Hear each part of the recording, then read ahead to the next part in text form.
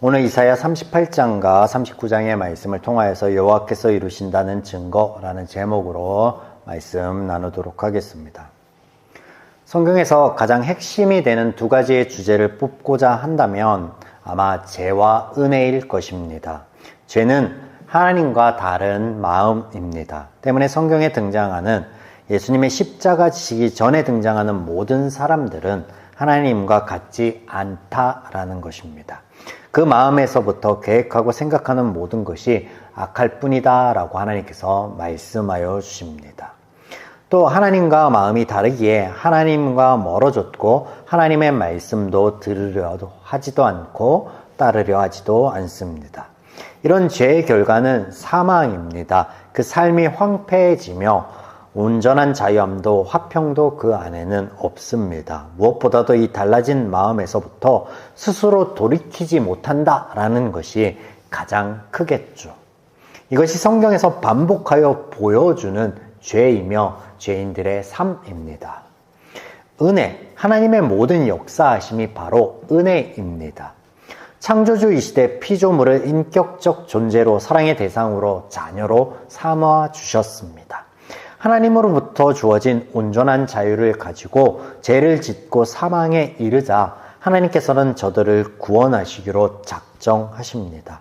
또한 이 과정을 투명하게 보이시고 알리십니다. 이것이 성경에서 반복하여 보여주는 은혜입니다. 하나님의 구원에 대하여 우리에게 보여주시는 이사야서 안에 36장부터 오늘까지 살펴볼 39장의 말씀은 전반부의 말씀과 후반부의 말씀을 읽는 가교 역할을 하고 있다라고 말씀을 드렸습니다. 지난주 살펴본 죄인들의 말과 하나님의 말씀을 짧게 정리하여 보면 이렇습니다. 죄인의 말에는 교만과 기만이 있습니다. 창조주로서 또 구원자로서 하나님을 인정하지 않으며 스스로 지혜와 힘을 가지고 삶을 얼마든지 영유에 나아갈 수 있다, 개척에 나아갈 수 있다라고 여깁니다. 더 나아가 신의 영역까지도 도전해 보려고 하는 마음, 이것이 바로 교만입니다. 또 신이란 존재를 이용하여 목적하는 바를 이루려고 하는 것, 하나님을 수단 삼으려고 하며 때로는 수려한 말로 때로는 달콤한 고백으로 찬미하는 것, 이것이 기만입니다. 하나님께서는 이런 죄인의 말 속에 드러나고 있는 죄, 교만과 기만을 꺾으십니다. 하나님의 위엄과 능력 있음을 보이기 위한 것이 아닙니다. 또 죄를 지은 저들을 심판하거나 벌 주기 위함도 아닙니다. 저들 죄 문제를 해결하여 구원하여 주실 유일한 분임을 알리시고 가르치시기 위해 그렇게 하십니다. 이런 하나님의 말씀 안에는 진실이 담겨 있습니다. 죄에 대한 진실도 담겨 있고 하나님의 은혜에 대한 진실도 담겨 있음을 보게 됩니다. 오늘 본문에는 지난주 설명드렸듯 열왕기 20장의 내용이 동일하게 등장하고 있습니다. 단 열왕기서에는 등장하고 있지 않는 히스기야의 글이 첨부되어서 등장하고 있습니다. 이 또한 히스기야의 말, 즉 죄인의 말입니다. 보겠습니다. 오늘 본문 1절.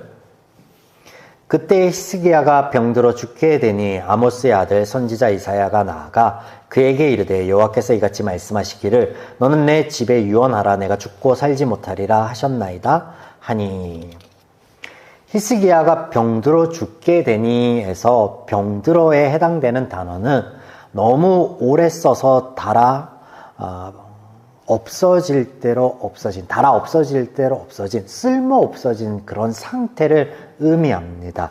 이는 그의 병이 급작스레 생긴 것이 아니다라는 것을 시사하는 것입니다.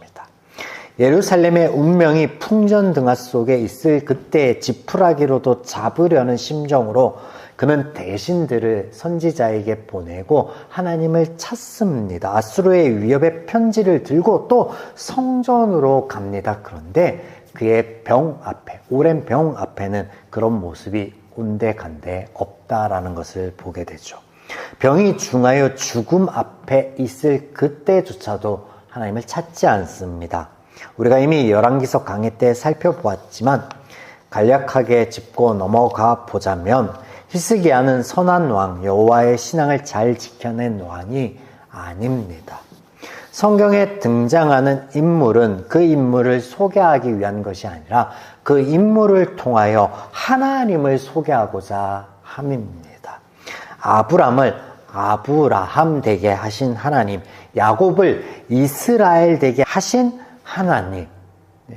그래서 히스기야에 대한 기록도 히스기야를 소개하기 위한 그의 행위와 그의 고백을 소개하기 위한 것이 아닌 그 안에 깃든 하나님의 은혜가 무엇이고 하나님의 역사가 무엇인지 하나님을 알리시기 위한 것입니다. 하나님을 모르던 자에게 하나님을 알리시고 선한 것이 하나 없는 그 삶 가운데 선한 결과들을 이루어내시는 그 하나님을 소개하기 위함입니다. 히스기야의 말과 행동 가운데 그가 죄인 중 하나임을 알리시는 것들이 등장하고 있으나 우리는 성경을 볼 때 흔히 이런 것들을 간과합니다. 그중 지난주에 살펴본 것은 히스기야가 하나님을 나의 하나님이 아닌 너의 하나님을 고백하고 있다라는 점입니다. 이게 죄인들의 대표적인 특징이에요. 하나님을 신뢰하지 못하고 하나님을 의심하고 만약 하나님이라는 신이 우리를 도울 수 있다면 그런 의미에서 너의 하나님을 찾는다라는 것이죠. 또 오늘 등장하는 것 중에 하나님께서 이사야를 보내기 전까지는 그 육신의 병으로 인하여 하나님을 찾지도 구하지도 않았다라는 점이고 그가 병을 낫는 시점과 그 이후에 등장하는 그의 말과 행동이 모두 죄인의 것임을 증명하고 있다는 것입니다. 3절 보겠습니다. 이르되 여호와여 구하오니 내가 주 앞에서 진실과 전심으로 행하며 주의 목전에서 선하게 행한 것을 기억하옵소서 하고 히스기야가 심히 통곡하니. 성경에서 하나님을 소개하는 대표적인 표현은 은혜입니다. 앞서 성경에 대표적으로 등장하는 주제라고 할 때 죄와 은혜를 소개시켜 드림과 같습니다. 하나님을 소개하는 대표적인 표현이 은혜예요. 은혜. 그가 행한 것이 이유가 되고 원인이 되어 하나님께서 은혜를 더하시는 것이 아닙니다. 자, 이런 고백, 접근 방식은 죄에 대한 것임을 우리에게 보여주는 것으로 이 3절의 그의 고백은 기만입니다. 기만. 우리가 지난주 또 그 전 말씀 가운데 살펴본 죄의 회상 가운데 살펴본 기만입니다. 기만. 하나님, 내가 하나님 앞에서 전심으로 행한 것이 있지 않습니까? 나를 기억하옵소서. 그가 그렇게 고백했기 때문에 그렇게 그 삶 가운데 행하기 때문에 하나님께서 은혜를 베푸시는 게 아니에요. 그 존재 자체로 하나님이 은혜를 베푸세요. 왜? 하나님의 자녀니까, 하나님의 백성이니까. 그런데 이것이 죄의 기만이라고 하면 하나님의 그런 마음과 하나님의 원리와 하나님의 역사, 그 은혜적인 측면을 담고 있지 않고 죄의 접근 방식을 담고 있기 때문에 그렇습니다. 그래서 기만인 것이죠. 기만. 5절을 보시면 하나님의 약속의 말씀이 있기 전 다윗이 언급되고 있습니다. 5절 잠깐 볼까요? 38장 5절입니다. 너는 가서 히스기야에게 이르기를 내 조상 다윗의 하나님 여호와께서 이같이 말씀하시기를. 여기에 왜 다윗이 언급되고 있습니까? 성경에서 다윗 이후에 다윗이라는 이 이름이 언급될 때는 오직 한 가지를 위함입니다. 무엇 때문이냐? 다윗의 삶 가운데 함께 하시고 말씀하신 그 하나님의 은혜의 역사를 가리키는 거예요. 또 다윗을 통하여서 이스라엘 백성에게 약속하신 하나님의 언약을 가리키는 거예요. 그러면 그 핵심이 뭐냐? 특별히 소금 언약으로 기억하고 있는 하나님의 말씀. 하나님이 너희를 위한다라는 거예요. 사람이 하나님을 위하는 것이 아니라 하나님이 너희를 위한다. 사람을 위한다라는 말씀이에요. 히스기야의 눈물과 고백 때문에 그의 수명이 15년 늘어난 것이 아니라 15년 더 연장하여 주신 것이 아니라 하나님께서 너희의 모든 삶의 문제의 해결자 되심을 보이시고 알리시는 것으로 성경은 이것을 언급하고 있다라는 것입니다. 하나님의 사역은 하나님께서 이루시며 하나님께서 하신 말씀도 하나님께서 이루십니다. 이것이 본문 7절에 언급하고 있는 하나님의 징조요 하나님의 증거입니다. 10절부터 20절까지는 히스기야가 병들었다가 나았을 때의 고백을 기록하고 있습니다. 간략히 좀 보도록 하겠습니다. 19절과 20절 말씀을 이해를 돕기 위해 쉬운 성경으로 제가 읽어드리겠습니다. 살아있는 사람만이 내가 지금 주를 찬양하듯 주를 찬양할 수 있습니다. 아버지들은 자녀에게 여호와께서 미쁘신 분임을 가르칩니다. 여호와께서 나를 구하셨습니다. 내 평생 악기 연주에 맞추어 여호와의 성전에서 여호와를 찬양하겠습니다. 자, 이것도 죄의 기만입니다. 뭐라고 해요? 살아있는 사람만이 하나님을 찬양할 수 있지 않겠습니까? 그러니 나의 목숨을 살려주신 것 아주 잘하신 일입니다. 내가 하나님을 찬양하겠습니다. 하나님을 찬양하기는요, 개뿔. 그 뒤에 등장하는 39장 말씀에 보면 그의 말 가운데 교만을 담고 있습니다. 하나님의 찬양, 하나님의 은혜 역사에 대한 일말의 감사함도 담겨 있지 않는 모습을 우리는 39장의 이 일련의 사건 안에서 발견하게 됩니다. 죄인임을 드러내고 있는 것이죠. 잠시 아수르의 정복 전쟁을 주춤하게 하였던, 결국은 아수르를 무너뜨릴 이 바벨론 왕이 히스기야에게 사자를 보냅니다. 이는 단순한 축하 사절단이 아닙니다. 반아수르 연맹을 맺기 위한 정치적인 행보인데, 그런데 이에 대한 히스기야의 행동을 보십시오. 그가 기뻐하며 자랑하듯 하나님의 구원의 은혜로 얻게 된 그 모든 것들을 보이고 있습니다. 그의 행동은 교만입니다. 교만. 여러분, 우리가 알다시피 아수르가 예루살렘을 둘러싸기 직전까지 유다의 모든 견고한 성읍들이 무너지고 또 그 둘러싸여 있는 결과 그들이 아사 직전까지 몰립니다. 그들이 가진 것이 무엇이 있기에 바벨론의 사전단 앞에서 자랑할 수가 있었겠습니까? 풍전등화 속에 예루살렘을 건져내시고 아수르의 대군을 치심으로 그들이 죽고 놓고 간 그 많은 보화들과 병기들을 하나님의 은혜로 취할 수 있었습니다. 그런데 그의 행보 안에는, 사절단의 앞에서 기뻐하며 보이는 그의 행동 안에는 그런 하나님에 대한 일말의 높임도 돌아봄도 찬양도 없습니다. 그냥 자신의 자랑, 자신의 왕궁의 자랑, 자신이 가진 것을 보란듯이 보이는 교만만이 있을 뿐입니다. 이에 하나님께서 다시 이사야를 통해 내가 자랑한 모든 것이 바벨론의 손에 넘어갈 것이다 라고 말씀합니다. 이때 그가 반응을 보이는데 이 반응 안에서도 우리가 알 수 있습니다. 그는 죄인이구나 라고. 8절 말씀이 쉬운 성경으로 읽어드리겠습니다. 히스기야가 이사야에게 말했습니다. 당신이 전한 여호와의 말씀은 옳소. 그는 속으로 내가 왕으로 있는 동안에는 평화와 안정이 있겠지 라고 생각했기 때문에 이렇게 말하였습니다. 뭐예요? 그런 일이 있을 거라고요? 오케이. 내 때에만 없으면 되지.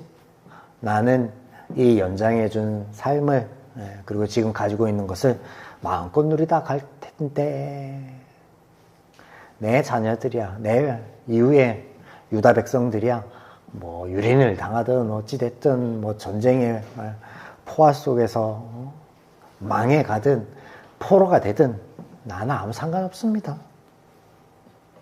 여러분, 이 히스기야의 이야기 안에 어디에도 믿음과 신앙은 없습니다. 죄뿐입니다. 자, 이제 그러면 이 이야기 안에 우리가 볼 것이 있는데 하나님의 구원입니다. 앞서 하나님께서 선지자를 보내 히스기야의 병을 낫게 하시고 그의 수명을 15년 연장하여 주신 이 하나님의 은혜가 은혜인 것은 히스기야의 기도나 신앙 때문이 아니기 때문이다 라고 말씀을 드렸습니다. 이것은 하나님이 그를 사랑하기 때문에, 하나님이 그를 자녀 삼으셨고 하나님이 그를 하나님의 백성 삼으셨기 때문에 하나님만이 삶의 유일한 구원자이자 다른 선한 결과들을 만들어낼 분이심을 알리시기 위한 것이기 때문에 그렇다. 이것은 은혜입니다 라고 말씀을 드렸습니다. 하나님께서 죄인을 위하여 역사하심을 보여주시고 가르쳐주시는 대목이죠. 마찬가지로 이어지는 39장의 말씀이 죄인에게서 나올 수 있는 자연스러운 교만에 대한 하나님의 반응이 아니라는 거예요. 이게 무슨 말이냐?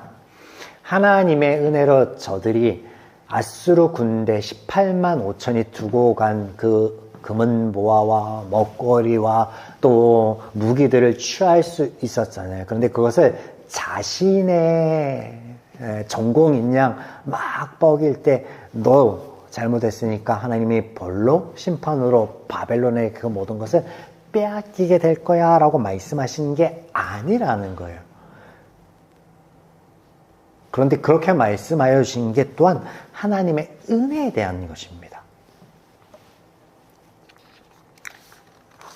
자, 하나님께서 히스기야의 수명을 늘려주심이 그의 고백에서가 아닌 하나님의 언약과 은혜의 역사였던 것처럼 하나님께서 히스기야가 보이고 자랑하였던 것이 바벨론 손에 넘어갈 것을 말씀하여 주시는 것 역시 그의 불신앙의 모습이나 교만의 이유가 되어서 오는 심판이나 벌로 주어지는 것이 아니다라는 말씀을 드리는 거예요. 이해가 되죠? 그러면 무엇일까요?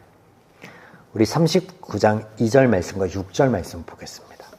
히스기야가 사자들로 말미암아 기뻐하여 그들에게 보물 창고 곧 은금과 향료와 보배로운 기름과 모든 무기고에 있는 것을 다 보여주었으니 히스기야가 궁중의 소유와 전 국내의 소유를 보이지 아니한 것이 없는지라. 6절 보라 날이 이르니 내 집에 있는 모든 소유와 내 조상들이 오늘까지 쌓아둔 것이 모두 바벨론으로 옮긴 바 되고 남은 것이 없으리라. 여호와의 말이니라.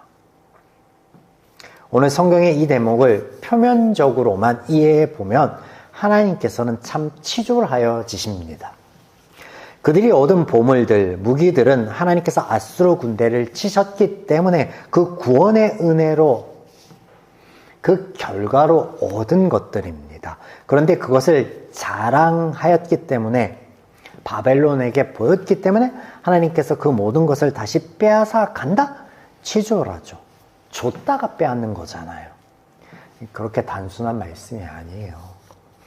이사야 29장에 우리가 이미 나눈 말씀 안에 여기 해석의 키가 있습니다. 29장 13절과 14절의 말씀을 읽어드리도록 하겠습니다. 주께서 이르시되 이 백성이 입으로는 나를 가까이하며 입술로는 나를 공경하나 그들의 마음은 내게서 멀리 떠났나니 그들이 나를 경외함은 사람의 계명으로 가르침을 받았을 뿐이라. 그러므로 내가 이 백성 중에 기이한 일 곧 기이하고 가장 기이한 일을 다시 행하리니 그들 중에서 지혜자의 지혜가 없어지고 명철자의 총명이 가려지리라. 하나님께서 그들의 행위 때문에 지식인들을 없애고 망하게 하시겠다라고 말씀하시는 대목이 아니었습니다. 지혜 있다라고 하는 자들, 명철 있다라고 하는 자들이 하나님의 말씀을 죄적인 방식으로 가르치고 받아들이고 있으니 그 안에 더 이상 소망 없으면 하나님이 그렇게 하지 못하도록 하시겠다. 제 방식과 그 결과로 얼룩진 삶에서 구원하시겠노라 라고 하신 말씀이 29장의 말씀이었습니다. 마찬가지 교만한 자를 낮추시는 것, 히스기야의 교만의 원인과 자랑이 되었던 것, 그 근본적인 죄를 해결하여 주시겠노라 라고 선포하고 계신 거예요. 심판이 아니라 벌이 아니라 그의 교만의 이유, 그의 죄의 근원이 된 것들을 해결하여 주시겠노라 라고 말씀하고 있는 거라는 것입니다.